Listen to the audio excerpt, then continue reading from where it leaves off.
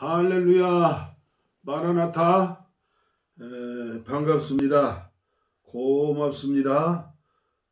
환영합니다. 우리는 모두 기도원 300용사입니다. 그렇게 되게 하실 줄 믿습니다. 우리 찬송가 327장, 통일찬송은 361장이네요. 주님 주실 화평. 오늘은 다니엘 기도학교 64일째 되는 날입니다. 327장, 주님 주실 화평, 믿음 얻기 위해 너는 정성껏 기도했나. 주님 주실 화평, 믿음 얻기 위해 너는 정성껏 기도했나. 주의 제단 앞에 모두 바치기 전 복을 받을 줄 생각 마라. 주의 제단에 산제사 드린 후에 주의 맘을 주장하니 주의 뜻을 따라 그와 동행하면 영생 복락을 누리겠네.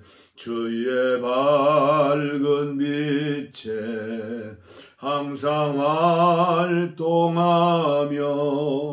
선한 사업을 힘쓰겠나.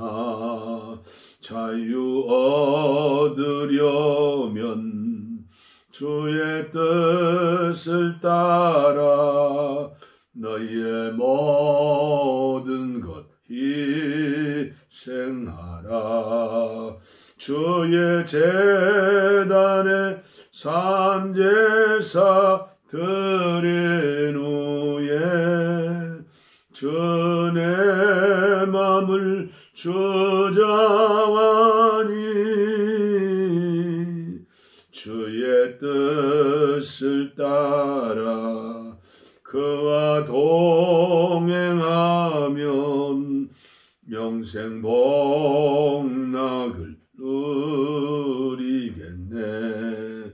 주의 제단 앞에 모두 바친 후에 주와 온전히 사귀겠네. 주님 주신 기쁨 또한 그의 사랑 어찌 말로다 영용하랴. 주의 제단에 산제사 드린 후에 주의 맘을 주장하니 주의 뜻을 따라 그와 동행하면 영생 복락을 누리겠네. 아멘. 오늘 말씀을 통해서 우리에게 주시는 말씀을 봉독에 올립니다. 요한복음 2장입니다. 요한복음 2장 제가 봉독에 올립니다. 예수님의 첫 번째 이적 사건이죠. 가나의 혼례. 사흘째 되는 날 갈릴리 가나에 혼례가 있어 예수의 어머니도 거기 계시고 예수와 그 제자들도 혼례에 청함을 받았더니 포도주가 떨어진지라 예수의 어머니가 예수에게 이르되 저들에게 포도주가 없다 하니 예수께서 이르시되 여자여 나와 무슨 상관이 있나이까 내 때가 아직 이르지 아니하였나이다. 그의 어머니가 하인들에게 이르되 너희에게 무슨 말씀을 하시든지 그대로 하라 하니라. 거기 유대인의 정결 예식을 따라 두세 통 드는 돌 항아리 6이 놓였는지라. 예수께서 그들에게 이르시되 항아리에 물을 채우라 하신즉 아귀까지 채우니 이제는 떠서 연회장에게 갖다 주라 하심에 갖다 주었더니 연회장은 물로 된 포도주를 맛보고 어디서 났는지 알지 못하되 물떠온 하인들은 알더라.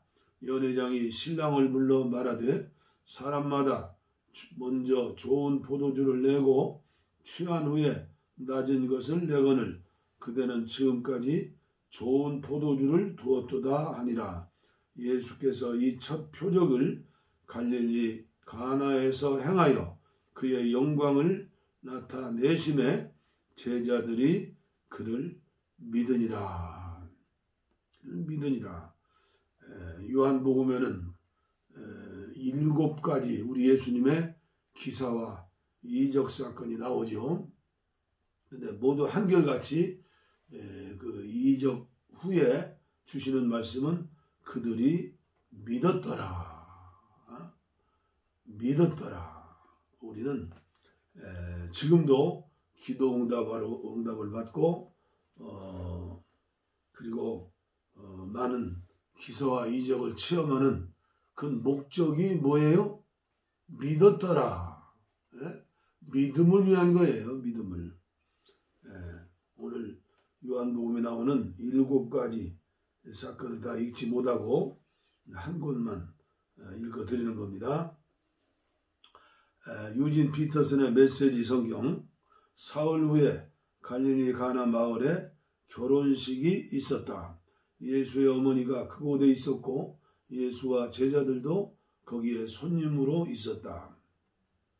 결혼 잔치에 포도주가 떨어져 가자 예수의 어머니가 예수에게 말했다. 포도주가 거의 바닥났구나. 예수께서 말씀하셨다. 어머니, 그것이 어머니와 내가 관여할 일입니까? 지금은 나의 때가 아닙니다. 재촉하지 마십시오. 예수의 어머니가 지체 없이 종들에게 말했다. 그가 시키는 대로 무엇이든 하여라. 거기에는 유대인들이 정결 예식에 쓰는 물 항아리가 6개 놓여 있었다. 항아리에는 각각 75에서 110리터 정도가 들어가는 크기였다. 예수께서 종들에게 지시하였다. 항아리에 물을 가득 채워라. 그러자 그들은 항아리가 넘치도록 물을 가득 채웠다. 예수께서 이제 주전자에 가득 담아 잔치를 맡은 자들에게 가져다 주어라 하고 말씀하셨다. 종들은 그대로 했다. 잔치를 맡은 자가 물이 변하여 된 포도주를 맛보고서 큰 소리로 신랑을 불러 말했다. 그는 방금 무슨 일이 일어났는지 몰랐지만 종들은 알고 있었다. 내가 알기로는 누구나 처음에 가장 맛 좋은 포도주를 내놓다가 손님들이 잔뜩 마신 뒤에는 싸구려를 내놓는데 그대는 지금까지 가장 좋은 포도주를 남겨두었고요. 갈릴리 가나에서 행하신 이 일은 예수께서 보여주신 첫 번째 표적이었고 처음으로 자신의 영광을 나타내신 것이었다. 그분의 제자들이 예수를 믿게 되었다. 나사로의 죽음 앞에서는 유대인들이 많이 예수를 믿게 되었다. 전부 7가지 표적과 기사 사건 후에는 믿게 하였다. 믿음, 예수 믿고 구원받는 믿음. 그렇죠?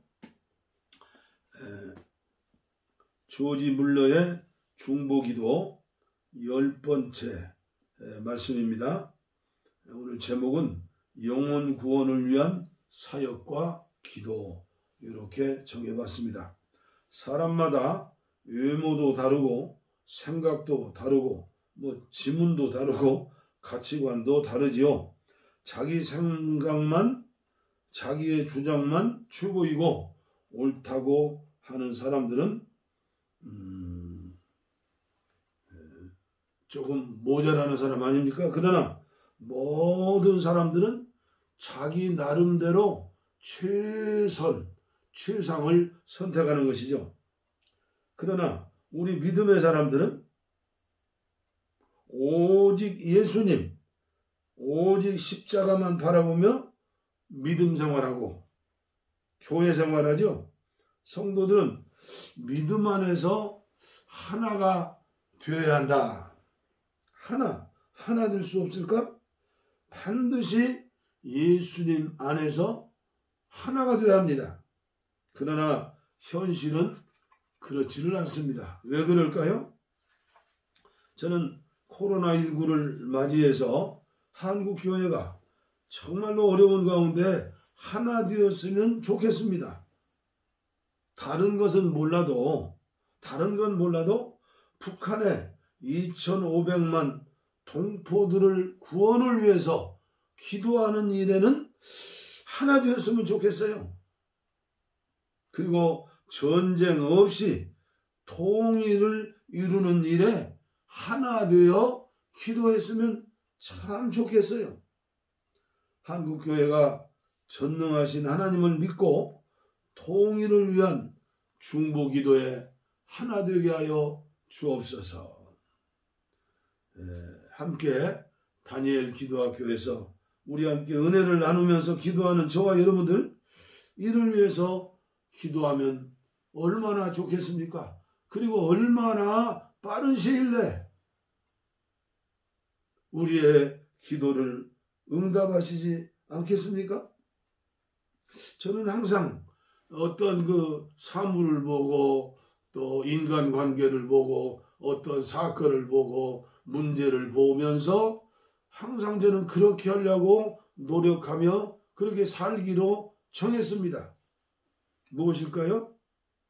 예수님이라면 이 사건, 이 일, 이런 형편에서 우리 예수님이라면 어떻게 하실까? 나의 유익이 아니라 예수님이라면, 그리고 곰곰이 생각하면서 기도하면 자연스럽게 알게 되죠.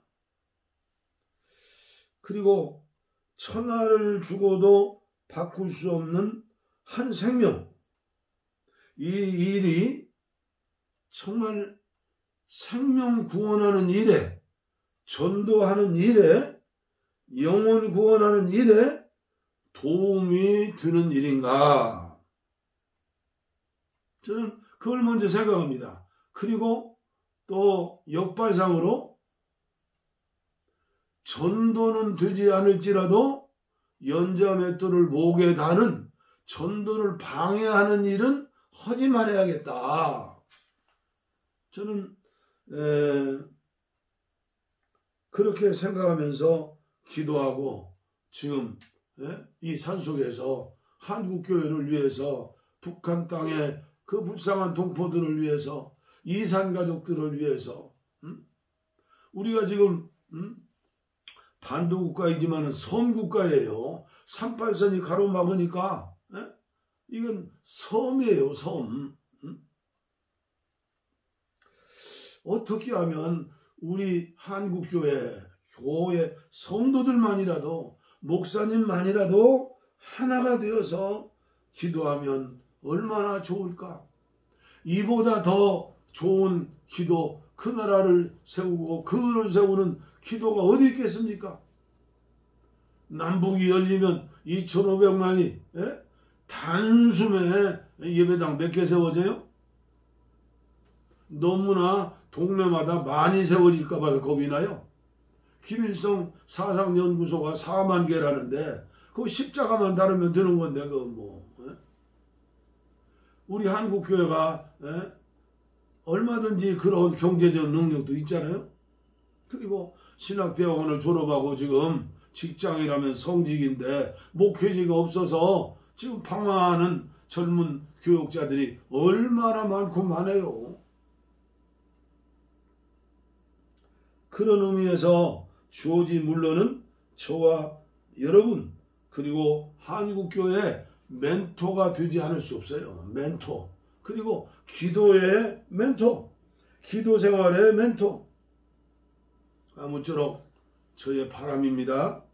이 기도 학교가 끝나더라도 많은 분들에게 알려주어서 우리 기도학교에 동참함으로 함께 평화 통일을 위해서 북녘 땅의 동포들을 위해서 우리 함께 기도하는 동역자들을 많이 우리의 힘쓰고 애쓰고 노력한 만큼 기도한 만큼 하나님이 들어주신다고 믿습니다. 그러면 오늘 조지 물러의 기도에 대해서 계속해서 드리는 말씀. 조지 물러는 말씀을 읽을 때에 성령님의 인도하심 아래 읽으면서 많은 기도의 응답을 받았는데 사실 그에게 있어서 말씀 연구는 그의 영혼을 풍성하게 하는 축복의 지름길이 되었습니다. 다음은 조지 물러의 전기에 수록된 그의 어린아이와 같은 솔직한 고백입니다. 기도에 관하여 언급하자면 주님께서 나의 경건 생활의 초입부터 매우 은혜롭게 주신 것이 있다면 그것은 단순한 방식과 영적인 일에 어린아이 같은 모습이 되어 외적인 죄를 극복하고자 했던 것과 내가 얼마나 성경에 대하여 놀랍도록 무지한지를 알게 하심으로 모든 일들을 오로지 주님 안에서 기도함으로써만 수행하도록 만들어 주셨다는 것이다. 경건 생활입니다. 어떻게 하면 예수님의 마음으로 예수님처럼 살 수 있을까? 이게 경건 생활이고 경건 훈련이거든요. 이게 조지 물러는 자신의 부족함을 깨닫고 늘 소원, 기도 제목은 예수님 닮기 원하는 거, 예수님 마음을 가지고 사는 거. 빛 되신 예수님, 정의로우신 예수님, 사랑의 예수님, 거룩의 예수님. 그게 하나님의 그 성정이 예수님의 마음이고 예수님의 삶이 아닙니까? 오늘 한국교회가 모든 교회 모든 성도들이 이곳에 여기에 포커스를 맞춰야 해요. 그리고 자기 자신이 얼마나 하나님의 말씀에 대해서 무지했는가 그걸 깨닫게 된 거예요. 깨닫고 그 다음에 흘러 넘쳐서 잊어버린 게 아니라 하나님 말씀을 붙잡고 오직 기도하는 일, 오직 말씀을 연구하는 일, 초대교회 사도들처럼 어려운 문제가 생겼을 때 우리는 오직 기도하는 일과 말씀 전하는 일에 전무하리라. 말씀과 기도, 그게 경건 생활이죠. 영적인 생활이죠. 하나님께서는 그가 그 어린아이처럼 기도하는 것 들어주시고 비록 약하고 무지해도 이전에는 사탄을 매우 충실히 섬겼던 사람이라 해도 나 같은 사람의 유익을 위해 아직도 하나님의 은혜로 내가 그리스도 앞에 구원받도록 하신다는 사실을 깨닫게 되면서 사명감에 불이 붙었죠. 이대로는 선교사 못한다. 이대로는 목회 못한다. 말씀 붙들고 기도하기를 시작한 거죠. 조지 물러의 모든 관점은 영혼 구원에 있었기에 목회이든 고아원이든 교육기관이든 또는 선교사역이든 모두 기도와 연관지어 사역하고자 하였습니다. 그가 브리스톤에서 목회를 시작하게 된 것도 고아원 사역 자체를 위함이 아니고 오히려 목회를 하다가 영혼 구원의 필요성을 깨닫고 느끼고 그 필요에 의해 고아원 사역을 시작하게 되었습니다. 조지 물러는 성경 연구원을 통해 고아원뿐 아니라 데이케어 센터와 주일학교를 시작하였던 것입니다. 그는 마음 가운데 뜨거운 열정이 일어남을 느끼고 다음과 같이 고백했습니다. 말씀과 기도를 가지고 성령의 도우심을 구하는 자에게 하나님이 왜 은혜를 안 주시겠어요? 이렇게 고백했어요. 살아계신 하나님을 나타내기 위하여 선교사들에게 성경을 보내주고 선교지로 나가는 것보다 고아를 먹이시는 하나님을 보여주는 것이 더 놀라운 일이 되겠구나. 영혼 구원에 더 플러스 알파가 되겠구나 하고 생각한 것이죠. 조지 물러의 초점은 고아들을 먹이는데 채우는 데만 있는 것이 아니라 영혼을 구원함에 있었던 것입니다. 그의 일기에는 고아들의 영혼 구원을 받고 기뻐하는 대목들이 자주 나옵니다. 그는 기도 응답으로 어린아이들이 돌아오고 많은 사람들이 회심하는 것을 볼 때마다 늘 기뻐하였던 것입니다. 우리 예수 믿는 사람들의 한결같은 최고의 기쁨은 뭐예요? 영혼 구원을 보는 기쁨이에요. 그리고 그는 돈이 남을 때마다 성경을 사서 보냈습니다.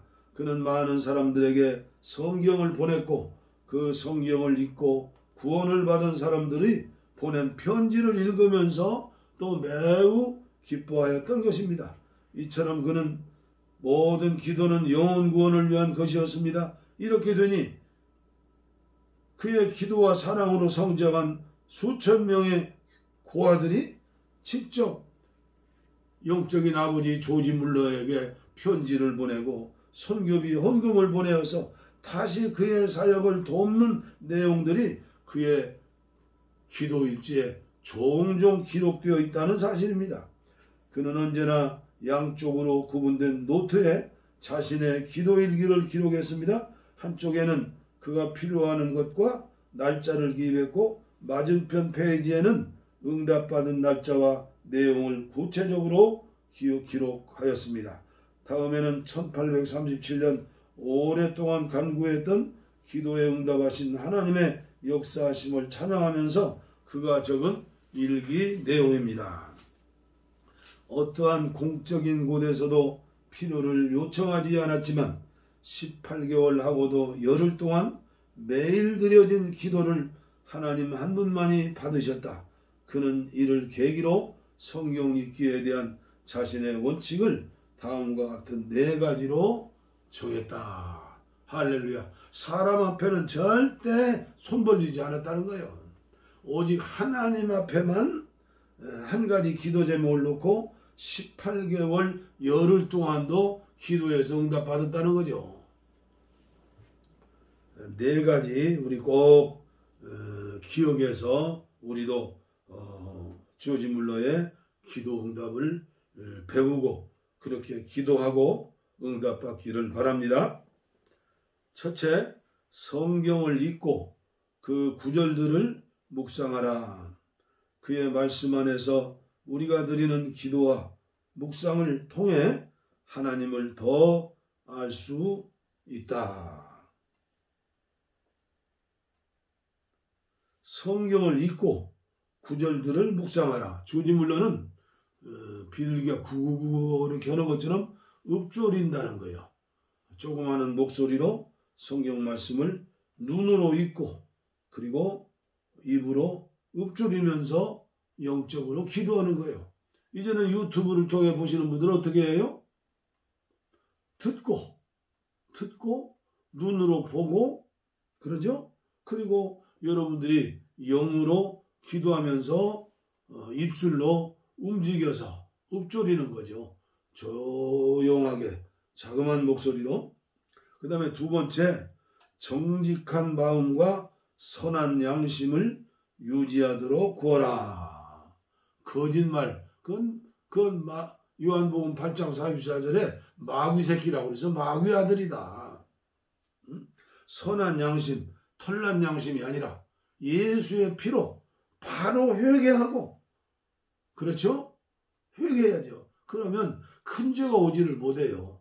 적은 생각 같은 거 오다가 이제는 그 도수가 점점 적어지죠. 그게 언제든지 주님과 묵상하며 교제하는, 동행하는, 함께하는 그런 삶을 살게 되죠. 그래서 두 번째, 정직한 마음과 선한 양심. 거짓말은 나의 사전에서, 나의 생각에서, 꿈속에서라도 사라져버렸다. 우리는 예수님의 마음, 그렇죠? 선한 양심. 세 번째, 우리의 믿음이 강화되기를 소원한다면 피곤해질 때도 우리 믿음이 약화되지 않아야 된다. 시련을 통해 강해지라. 그렇죠? 그 쇠붙이 같은 거, 그 대장간 해가지고 하면 불 속에 담겨가지고 한 마리 막 때리는 것 아닙니까? 그 연단 받는 거예요. 힘들고 어렵고 또 연약할 때, 그때 우리는 낙심하지 말고 더 하나님 붙들고 말씀 붙들고 기도하라는 거죠. 그 훈련받는 기간이라는 거예요. 마지막 네 번째, 우리는 믿음의 시련이 올 때에도 하나님께서 일하시게 하고 우리가 일하러 들지 말아야 한다. 제가 한국 의료선교에 관여하면서 들어가면서 지금 사역한 지가 거의 이제 39년, 38년 이렇게 돼요. 그런데 이제 은퇴한 목사가 되었으니 선교단체 하나를 책임지기 어렵잖아요. 은퇴한 목사를 누가 알아주겠어요? 그런데 작년 여름에 우리 재작년이네요. 원목 목사님이 오셔서 저에게 말씀해 주셨어요. 목사님, 너무나 애타게 생각하지 마시고 안타깝게 생각하지 마시고 하나님께 다 맡기고 기도만 하세요. 기도 많이 하는 목사님이거든요. 그 말씀에 은혜를 받고 주님께서 나에게 주시는 말씀이다 생각하고 이제는 스트레스도 받지 않고 하나님께 딱 맡겨놓고 하루에도 몇 번씩 기도하는 거죠. 주님, 원목님들을 축복해 주시고 이사장님과 이사님들을 축복해 주시고 그리고 후원하시는 천사위원들과 후원하는 교회들, 목사님들 주님께서 축복해 주시고 함께 해 주시라고 하나님께 여러분들의 가지고 있는 모든 문제를 다 맡기세요. 맡긴다는 것은 기도한다는 거예요. 기도보다 먼저 일하지 마시고 기도 먼저 하고 성령의 인도하심 따라서 그 다음에 일하시기를 바랍니다. 오늘은 여기에서 마치도록 하겠습니다. 내일 또 뵙겠습니다. 오늘은 봄 날씨가 되어가지고 봄비가 내렸어요. 아무쪼록 건강하시기를 바랍니다. 우리의 소원, 우리 함께 기도로 찬양하겠습니다. 우리의 소원은 동일, 꿈에도 소원은 동일, 이정성 다해서 동일, 동일을 주소서. 이 결에 살리는 동일, 이 나라 살리는 동일, 동일을 주시옵소서. 평화와 동일